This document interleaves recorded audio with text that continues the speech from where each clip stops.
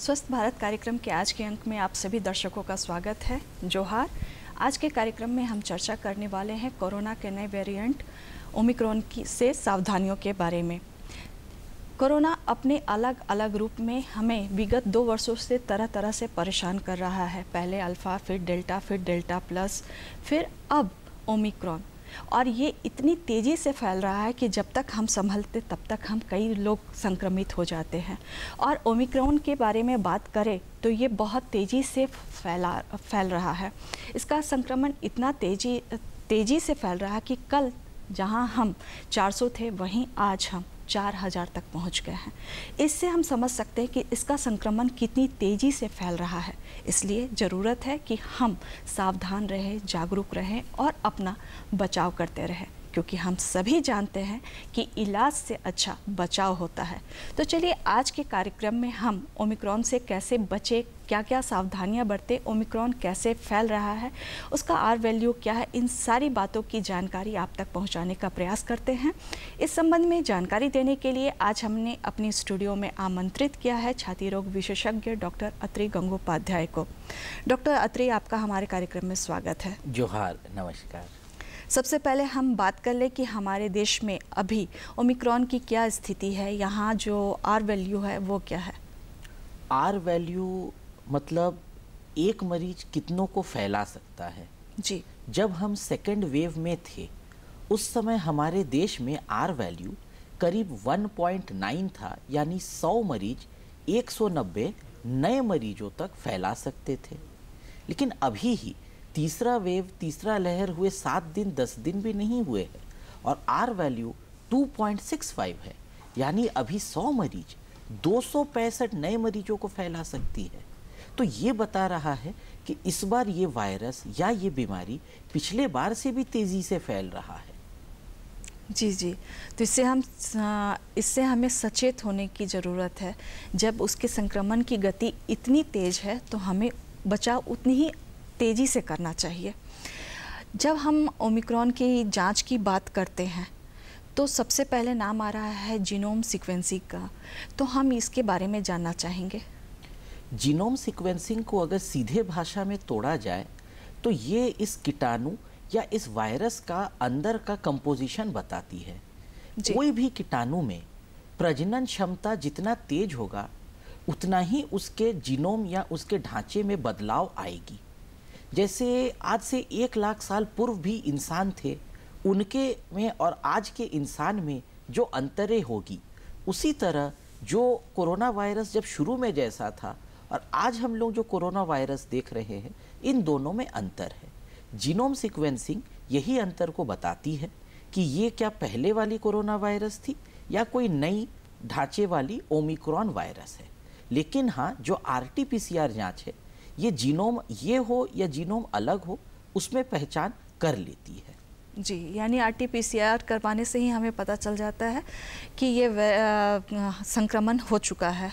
जी। क्योंकि अभी तक जीनोम कुछ भी हो, इलाज आपको कोरोना के हिसाब से ही करना है। तो इसीलिए जीनोम सीक्वेंसिंग हो या ना हो, RT-PCR जांच पर जोर दे, क्योंकि ये 2 से 4 घंटे में मिल जाती है और 2 से 4 घंटे में आप इलाज शुरू कर सकते हैं। जी जी जी। अब हम कोरोना के नए वेरिएंट ओमिक्रॉन के लक्षणों के बारे में बात कर दें। ये लक्षण क्या कोरोना के समान है या आज का जो ओमिक्रॉन है वो पुराने वाले वेरिएंट से अलग है, उसमें अलग लक्षण नज़र आते हैं? इतिहास हमेशा दोहराता है, तो हमें इतिहास से सीख लेनी चाहिए। पहला कोरोना भी हमारे देश में नहीं सृष्टि हुई थी, कहीं और से आया था। उसी तरह ये ओमिक्रॉन भी किसी और देश से आया था। जी। तो उनके जो शोध हुए हैं और हमारे देश में भी हम लोग जो लक्षण देख रहे हैं, पुराने कोरोना के जो सबसे भयंकर लक्षण थे कि एक्सरे या CT स्कैन में छाती में धब्बे आना और ऑक्सीजन की कमी, बिना सांस फूलने के अभाव में होना, ये ओमिक्रॉन में नहीं दिख रहे हैं। पुराने कोविड में जो सूंघने की क्षमता खत्म हो जाती थी या स्वाद नहीं पता चलता था, ये ओमिक्रॉन में नहीं पता चल रहा है। ओमिक्रॉन साधारणतः ठंडे की फ्लू के तरह ही बिहेव कर रही है। जी, अगर हम कहें कि ओमिक्रॉन के लक्षण जो हैं वो सामान्य फ्लू की तरह हैं, सर्दी खांसी है, बुखार आ रहा है, ठंड लग रही है, लेकिन सूंघने की जो क्षमता, कहा जा रहा था कि कोरोना की सबसे पहली पहचान जो है वो सूंघने की क्षमता का अभाव होना है, वो इसमें कायम है। यानी आप सूंघ सकते हैं, आपको टेस्ट मिल रहा है, आपको स्वाद मिल रहा है, सूंघने में आपको पता चल रहा है कि हाँ ये नींबू है या ये आपकी फिनाइल है, ये आपको आसानी से पता चल रहा है और स्वाद भी पता चल रहा है, लेकिन सामान्य फ्लू के लक्षण जो है वो नज़र आ रहे हैं। तो अब यहाँ पे पता कर लेना आवश्यक है कि ओमिक्रॉन की पहचान के लिए कौन कौन सा टेस्ट करवाने से अच्छा रहेगा। सबसे पहले RT-PCR या रैपिड एंटीजन या ट्रूनेट, ये तीनों टेस्ट आपको बताएगा कि कोरोना हुआ है या नहीं हुआ है। क्योंकि इलाज में कोई अंतर नहीं आता है और जीनोम सीक्वेंसिंग अभी भी एक नई जांच है जो दुर्लभ है, तो उस पर ज़्यादा जोर नहीं देना है। खतरा को जानने के लिए अगर किसी भी मरीज का ऑक्सीजन थोड़ा बॉर्डर पे आए, 92% या उसके आसपास आए, तो उस इंसान का एक CT स्कैन होना है। हर इंसान का CT स्कैन नहीं करना है। इसके अलावा कुछ खून के जांच जो आराम से हमारे शहर और हमारे राज्य में उपलब्ध है, जैसे ब्लड काउंट जो इन्फेक्शन की मात्रा बताती है, CRP या C रिएक्टिव प्रोटीन जो इन्फेक्शन की मात्रा बताती है, और खून का घना होना या खून में क्लॉटिंग होना, D डाइमर। ये कुछ जांच से ही हम लोग इसका पकड़ भी सकते हैं और इसका सीवियरिटी को भी नाप सकते हैं। जी जी। तो ओमिक्रॉन का इंक्यूबेशन पीरियड जो है वो कितना होता है? ये एक बहुत चिंता वाली बात है। जो पिछला वाला कोरोना था, डेल्टा जिसका नाम दिया गया था, डेल्टा में देखा गया था कि 3 से 4 दिन लगते थे इंक्यूबेशन होने में। यानी किसी से अगर किसी को इन्फेक्शन होता था तो 3 से 4 दिन लगता था उसमें इन्फेक्शन के लक्षण आने में। ओमिक्रॉन में ये बहुत तेज है, किसी में तो 24 घंटे से कम, 12 घंटा से 16 घंटा इंक्यूबेशन में। यानी कल किसी का किसी से सामना हुआ और आज उसके अंदर 24 घंटे के अंदर उसमें लक्षण आ रहे हैं, 24 घंटे से भी कम। शायद इसी कारण इसका ये R नंबर या इतना तेजी से फैलना हो रहा है। जी जी। और जहाँ ज़्यादा लोगों का घनत्व देखा जा रहा है वहाँ पे इसके संक्रमण का जो आंकड़ा है वो भी बढ़ता जा रहा है, क्योंकि ज़्यादा से ज़्यादा लोग एक दूसरे के संपर्क में आ रहे हैं और जहाँ की इसके फैलने की अवधि जो है वो बहुत कम है, इसलिए ये जो आंकड़ा है वो तेज़ी से बढ़ रहा है। यहाँ पे हम जानना चाहेंगे कि किस वर्ग को, जैसे पहले कहा जाता था कि जो लोग किसी डिजीज़ से परेशान है या पीड़ित है उनमें कोरोना होने की संभावना ज़्यादा है। उसके बाद कहा गया कि जिनकी आयु ज़्यादा है उन्हें ज़्यादा सावधान रहने की ज़रूरत है। लेकिन अभी जब तीसरी लहर आने वाली थी तो उससे पहले ही ये कहा गया कि जो छोटे बच्चे हैं, 5 से 15 के बीच में जो बच्चे हैं, उनमें इसका खतरा ज़्यादा है। तो हमें क्या मान लेना चाहिए कि बच्चे ही इससे ज़्यादा पीड़ित होंगे या हर वर्ग के लोग इससे पीड़ित होंगे? अभी तक जो ओमिक्रॉन के केसेस देखे जा रहे हैं या तीसरे लहर के कोरोना के केसेस देखे जा रहे हैं, ये किसी भी वयस में हो रही है और स्त्री पुरुष में ये अंतर नहीं कर रहा है। लेकिन हाँ, डॉक्टर्स और रिसर्चर्स को जो सबसे बड़ा चिंता था कि अभी तक टीकाकरण कार्यक्रम के तहत 18 से ऊपर अधिकतर लोगों को टीकाकरण की सुविधा पहुंचाई गई है। 18 से नीचे 15 तक अभी जस्ट ये शुरू हुई है। तो जिनका भी उम्र 18 से नीचे है, क्योंकि उनको अभी तक टीकाकरण नहीं हुआ है, तो उनका रिस्क थोड़ा बढ़ जाता है। लेकिन अभी तक अच्छी बात यह है कि हमारे बच्चे, हमारे देश के बच्चे अभी तक नौनिहाल सुरक्षित है और ये हर वर्ग में देखा जा रहा है। यानी ओमिक्रॉन का जो संक्रमण है वो किसी भी आयु वर्ग में हो सकता है, इसलिए हमको निश्चिंत होकर नहीं रहना है कि हाँ ये वर्ग में हम इस वर्ग से नहीं है तो हमें खतरा कम है।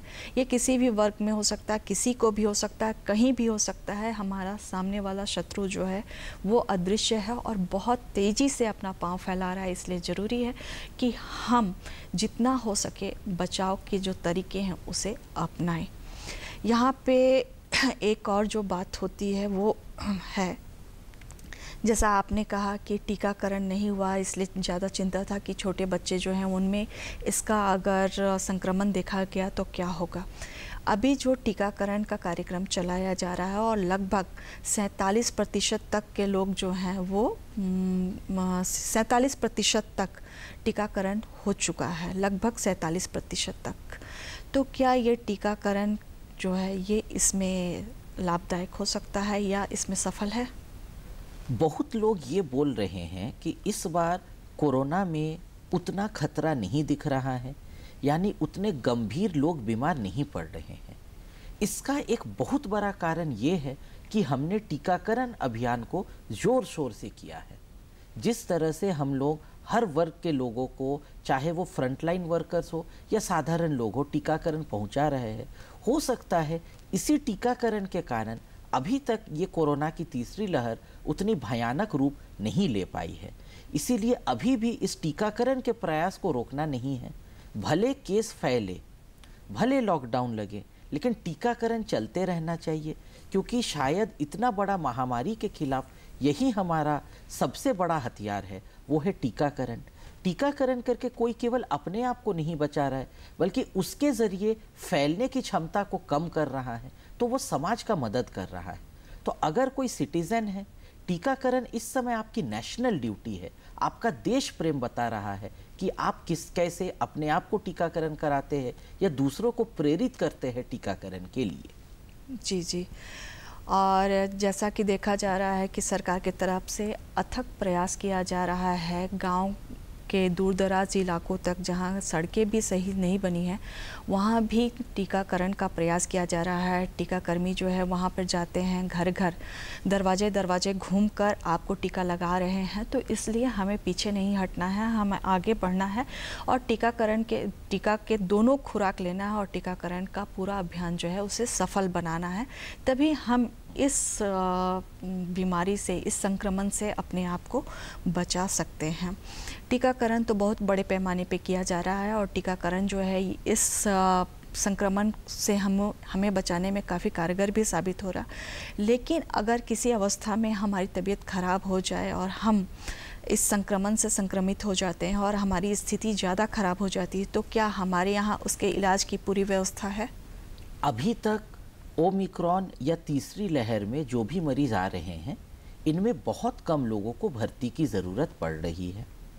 लेकिन हाँ, दूसरी लहर में कुछ समय तक परेशानी हुई थी कि बिस्तर ख़त्म हो गए थे, ऑक्सीजन की कमी आई थी। लेकिन हमारा राज्य और हमारा शहर, हमारा राजधानी इससे उभरा है और आज के डेट में इसके इलाज के दवाएं बोलिए, जांच बोलिए, ऑक्सीजन बोलिए तथा बिस्तर बोलिए पर्याप्त संख्या में है, ताकि इस बार वैसा दिक्कत ना हो। और इसका इलाज के पूरे साधन इस समय हमारे राज्य और राजधानी में मौजूद हैं, ताकि अगर स्थिति बिगड़े भी, अगर भयंकरता भी शुरू हो, तो भी उससे निपटने के लिए सब लोग तैनात हैं, सारे साधन हैं। जी जी। और जहाँ तक समाचार पत्रों में भी आया है कि हमारे यहाँ लगभग अगर 20,000 तक भी कोई मरीज़ संक्रमित होते हैं तो उनके इलाज की पूरी व्यवस्था है। लेकिन हम अपने कार्यक्रम के माध्यम से आपसे यही निवेदन करेंगे कि आप जो कोरोना प्रोटोकॉल है उसका पालन करें, सामाजिक दूरी का पालन करें, भीड़ भाड़ में ना जाएं और जहां तक हो सके इस संक्रमण से अपने आप को बचाएं, ताकि ऐसी स्थिति ही ना आए कि हमें ऐसी सुविधाओं की आवश्यकता पड़े। कोरोना प्रोटोकॉल का जो सबसे पहला नियम है उसमें है कि मास्क का प्रयोग करें। तो मास्क के बारे में देखा जा रहा है कि लोग कोई पतले रुमाल का भी प्रयोग कर रहे हैं, कोई N95 का भी प्रयोग कर रहा है, कुछ डिस्पोजेबल मास्क का भी प्रयोग कर रहे हैं और कुछ जो कहीं भी पॉकेट में रखा हुआ है, पड़ा हुआ है, कहीं टोकरी में पड़ा हुआ है, वैसे मास्कों का भी प्रयोग बार बार किए जा रहे हैं। तो क्या मास्क के प्रयोग के समय भी कुछ नियमों का पालन करना चाहिए? मास्क का भी चुनाव करना चाहिए?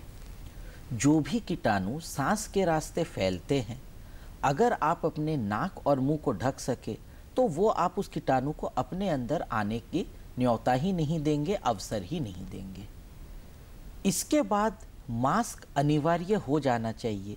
जिस तरह हम लोग अपने ज़रूरत की सामान का लिस्ट बनाते हैं, मास्क उस ज़रूरत के सामान में आ जानी चाहिए।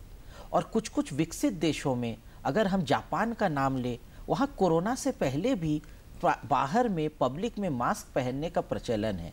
शायद हमें उन देशों से सीख लेनी चाहिए अपने भविष्य की, अपने जीवन शैली को बदलने के लिए।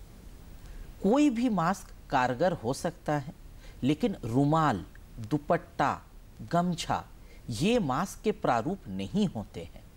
जो भी मास्क आपको प्रॉपरली मिले वही मास्क आप इस्तेमाल करें। ज़रूरी नहीं कि वो केवल N95 या 3M मास्क हो, कोई भी मास्क का इस्तेमाल करें। मास्क कभी भी शेयर नहीं कीजिएगा, आपका मास्क आप ही का मास्क है। और एक मास्क का इस्तेमाल 10 दिन या 15 दिन से ज़्यादा ना करें। अगर आपको रेगुलर मास्क पहनना पड़ता है तो 3 से 5 दिन अपना मास्क बदलें, क्योंकि ये मास्क आपके नाक और मुंह से सटे हुए रहते हैं, तो इसकी साफ सफाई पे ध्यान देनी चाहिए। अगर आप मास्क हटाए भी हो तो उसको सुरक्षित जगह पे रखिए, ताकि दोबारा अपने नाक मुंह में लगाने से उस मास्क से कोई गंदगी आप तक नहीं पहुंचे। और मास्क केवल कोरोना से ही नहीं, जितने तरह के कीटाणु नाक और मुंह से फैलते हैं सबको रोकने में कारगर होता है। तो मास्क केवल कोरोना ही नहीं, और भी ऐसे वायरस, बैक्टीरिया, फंगस से आपकी बचाव कर सकता है। जी, इसलिए मास्क का प्रयोग जो है वो बहुत अच्छे तरीके से करें, सोच समझ के करें, गंदे मास्क का प्रयोग ना करें। आपने बजट में जो आपके मास्क आ रहा है उसी मास्क को खरीदें, लेकिन उसकी साफ़ सफाई का पूरा ख्याल रखें और समय समय पर उसे बदलते रहें। अपने मास्क को किसी को शेयर ना करें, यानी वो भी पहन कर निकल गया, फिर उसके बाद वो आया तो हम भी पहन कर निकल गए। ऐसी भी स्थिति नहीं है। हम जहाँ तक कोशिश करें कि अपने लिए अलग अलग मास्क का, हर व्यक्ति अपने लिए अलग अलग मास्क का प्रयोग करे।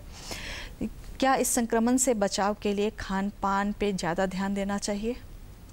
कोई भी वायरस बीमारी में डिहाइड्रेशन का बहुत बड़ा रोल होता है जी। यानी हमारे शरीर में जो पानी की मात्रा है, वायरस इसको कम करती है, डिहाइड्रेशन की परिस्थिति बनाती है। तो अगर आप अपने शरीर में पानी की मात्रा को सही रखें, अधिक से अधिक पानी पीते रहे, सूप का इस्तेमाल करें, फल को या फल का जूस बना के इस्तेमाल करें, दूध या दूध जैसे पदार्थ का इस्तेमाल करें, तो आप सुरक्षित रहेंगे।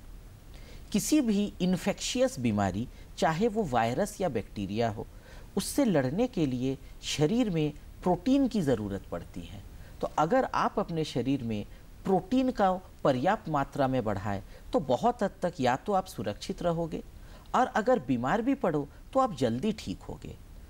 आमिष में प्रोटीन आपका मुर्गी, मांस, मछली, अंडे से मिलती है। निरामिष में, शाकाहार में प्रोटीन आपका चना, राजमा, दाल, सोयाबीन, छेना इत्यादि से मिलती है। प्रोटीन बढ़ाए, फ्लूइड इनटेक, पानी का परिमाण बढ़ाए तो आप सुरक्षित रहेंगे। ये बहुत महंगे नहीं हैं, ये हमारे रोज़मर्रा के खान पान में मिल सकते हैं। इसके लिए परिवार का बजट भी नहीं बिगड़ता है। जी हाँ, बिल्कुल आपने सही बात कही कि जिस पेय पदार्थों की आपने चर्चा की वो बिल्कुल आसानी से उपलब्ध है। अगर आप पानी जो पी रहे हैं उसकी सिर्फ मात्रा बढ़ानी है। अगर आपके लिए संभव है तो आप उसे गर्म करके बार बार पीते रहें। उबला हुआ पानी जो है वो आपके लिए काफ़ी हितकर है, और अभी ठंडे का मौसम है, अगर गर्म पानी पिए, गुनगुना पानी पिए तो वो भी हमारे लिए बहुत अच्छा है। दाल है, दाल ले लें, उबला अंडा ले लें, अंकुरित चना ले लें। इससे जो है हमारे शरीर में रोग प्रतिरोधक क्षमता जो है वो काफ़ी विकसित होती है, और रोगों से लड़ने की क्षमता जो है उससे हम क्या कर सकते हैं कि इस संक्रमण से अपने शरीर को बचाव कर सकते हैं।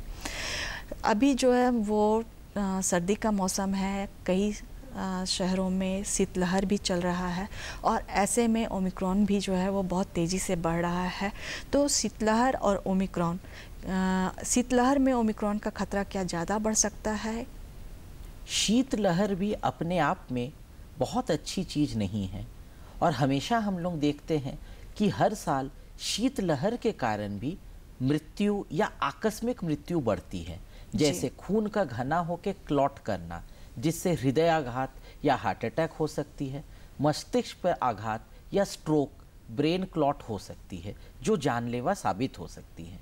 तो शीतलहर के दौरान अगर एक नया लहर कोरोना की आ रही है तो ये दोनों मिलके कहीं से भी अच्छी कॉम्बिनेशन नहीं बैठती है, तो इसीलिए जिन लोगों को पहले से दिल की बीमारी, खून की बीमारी या फिर मस्तिष्क, ब्रेन, नस संबंधी बीमारी है, इन लोगों को अधिक सावधान होना है, अधिक बचाव करना है। भगवान न करे अगर आप कोरोना इन्फेक्टेड पाए गए हो तो तुरंत चिकित्सकीय सलाह लेना है। ज़रूरत पड़े तो निगरानी के लिए अस्पताल में भर्ती होना है।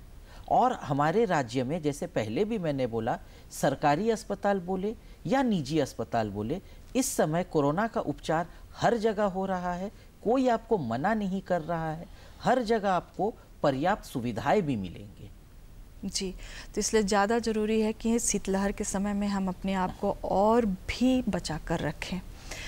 और शीतलहर है, ठंडी के मौसम है, और इसमें जो सामान्य रूप से देखने को मिल रहा है सर्दी खांसी बहुत ज़्यादा हो रही है। और अगर हम ओमिक्रॉन के लक्षणों की बात करें तो उसमें भी देखा जाता है कि वो सर्दी खांसी ज़्यादा हो रही है। तो यहाँ पर सबसे बड़ा सवाल उठता है, या अगर सामान्य व्यक्ति की बात करें तो वहाँ पे सबसे बड़ी समस्या ये होती है कि हाँ, ये सामान्य फ्लू है या ओमिक्रॉन का लक्षण है, कोरोना है। इसके बारे में वो नहीं पता कर पाते हैं, और ऐसे ही धीरे धीरे करके ये खतरा जो है वो ज़्यादा बढ़ जाता है। तो ये कैसे पता करें कि हाँ, ये सामान्य फ्लू है या कोरोना का संक्रमण? शुरू में ही आपने एक R नंबर का जिक्र किया था, जिससे हमने बताया था कि ये बहुत तेजी से फैल सकता है। जी। सामान्य फ्लू कभी भी इतना तेजी से नहीं फैला है कि आप किसी फ्लू वाले इंसान के संपर्क में आए और 24 घंटे के अंदर आपको लक्षण दिखे, या फिर एक परिवार में एकाधिक लोगों को या सारे लोगों को फ्लू के लक्षण दिखे। जब भी ऐसा दिखे तो समझिएगा ये साधारण फ्लू नहीं है, शायद ये कोरोना की तीसरी लहर है। कि आप किसी के संपर्क में आए हो, 24 घंटे के अंदर आपको समस्या शुरू हो जाए, या एक ही परिवार के, एक ही ऑफिस के एकाधिक लोगों को समस्या शुरू हो जाए, तुरंत टेस्ट कराइए, अपने आप को आइसोलेट कराइए और पब्लिक में नाक और मुंह ढके रहिए, ताकि आप तो बच जाएंगे लेकिन आपसे किसी और को ना फैले, जो पता चला इससे धराशायी हो जाए। जी। और जहाँ तक हम देख चुके हैं कि कोरोना संक्रमण में कैरियर का जो है वो बहुत ही महत्वपूर्ण भूमिका होती है। एसिम्प्टोमेटिक वाले जो हैं वो बच जाते हैं, और सामने वाले जो है उनमें इस संक्रमण का जो है बहुत ज़्यादा असर देखने को मिल रहा है। अभी हम तीसरे लहर से गुजर रहे हैं, लेकिन दूसरे लहर से में जो लोग इससे संक्रमित हुए, यानी अगर हम कहें पोस्ट कोविड पेशेंट्स जो मरीज हैं, उनमें भी बहुत सारे कोरोना के संक्रमण के बाद, ठीक होने के बाद भी उनमें कुछ ऐसे लक्षण देखने को मिल रहे हैं। तो उसके बारे में जानना चाहेंगे कि जो लोग दूसरी लहर में संक्रमित हो चुके हैं, क्या इस संक्रमण में भी संक्रमित होने की संभावना है? क्योंकि वायरस में एक म्यूटेशन हुई है जिसने वायरस के चरित्र को काफ़ी हद तक बदला है, तो ऐसा हो सकता है कि दूसरे लहर में भी जो संक्रमित हुए थे, इस बार भी उनके संक्रमण हो सकता है। दूसरे लहर में जो भी लोग गंभीर बीमार हुए थे, जिनको ऑक्सीजन की ज़रूरत पड़ी थी या आईसीयू की ज़रूरत पड़ी थी, उनमें कई तरह की दवाएं चली थी जो उनकी इम्यूनिटी को कुछ दिन के लिए घटा दी थी या इम्यूनिटी को शांत की थी। तो इसीलिए कोविड के बाद भी उनको पोस्ट कोविड नाम की परेशानी झेलनी पड़ी। तो वो लोग तीसरे लहर में थोड़े रिस्क पे हैं, तो इस समय उनको अपने आप को और सजग होना चाहिए। उनके मन में ये बात नहीं आनी चाहिए कि पिछले बार मुझे कोरोना हुआ था तो इस बार मैं सुरक्षित हूँ। जैसे आप ये सोचिएगा, आप अपने लिए मुश्किल को न्योता दीजिएगा। हमेशा याद रखिए, जितने सावधान रहिएगा, जितने डरे हुए रहिएगा, उतने आप सुरक्षित रहिएगा। जी हाँ, अगर हम डरे हुए हैं तो बाहर नहीं निकलेंगे, हम मास्क का प्रयोग करेंगे, हम सैनिटाइज़र का प्रयोग करेंगे, सामाजिक दूरी का पालन करेंगे, और जो आपने बताया रोग प्रतिरोधक क्षमता बढ़ाने के लिए जो डाइट है उसका पालन करेंगे, तो हो सकता है हम अपने आप को भी बचाएं और साथ ही साथ जो हमारे संपर्क में आने वाले लोग हैं उनको भी बचाएं। और अभी जैसा कि क्रिसमस का पर्व गया है, नया साल हमने मनाया है, और जिस स्पीड से हम लोगों से मिलने गए हैं उसी स्पीड से ओमिक्रॉन जो है हमसे मिलने आया है। तो इसलिए ज़रूरी है कि हम अपने आप को सचेत रखें। चलते चलते हम चाहेंगे कि आप हमारे दर्शकों को कोई संदेश दें। मैं एक ही संदेश देना चाहता हूँ, ब्रेक द चेन। अगर हम लोग कुछ दिन के लिए अपने आप को डिसिप्लिन कर ले, घर में बंद हो जाए, बिना अत्यधिक आवश्यकता के बाहर नहीं जाए, बिना मास्क के बाहर नहीं जाए, तो ये जो फैलने वाली श्रृंखला है इसको हम लोग तोड़ के इस लहर को ख़त्म कर सकते हैं। पिछले लहर में याद कीजिएगा, जैसे ही सरकार ने सख्ती से लॉकडाउन दिया, कितने तेज़ी से ये वायरस फैलने से रुक गया। तो इस बार भी अगर हम लोग चाहते हैं कि नॉर्मल जल्दी वापस आए, तो कुछ दिन के लिए अपने आप को आइसोलेट करना होगा, एबनॉर्मल बनाना होगा। उसी में लंबे समय तक सबके लिए सुरक्षा है, सबके लिए सुख के दिन हैं। धन्यवाद जी। डॉक्टर अत्रेय, आप हमारे बीच में आए और हमारे लिए इतने सुरक्षा कवच की बात की, इसके लिए आपका धन्यवाद। और हम अपने दर्शकों से लेते हैं विदा। जोहार। जोहार।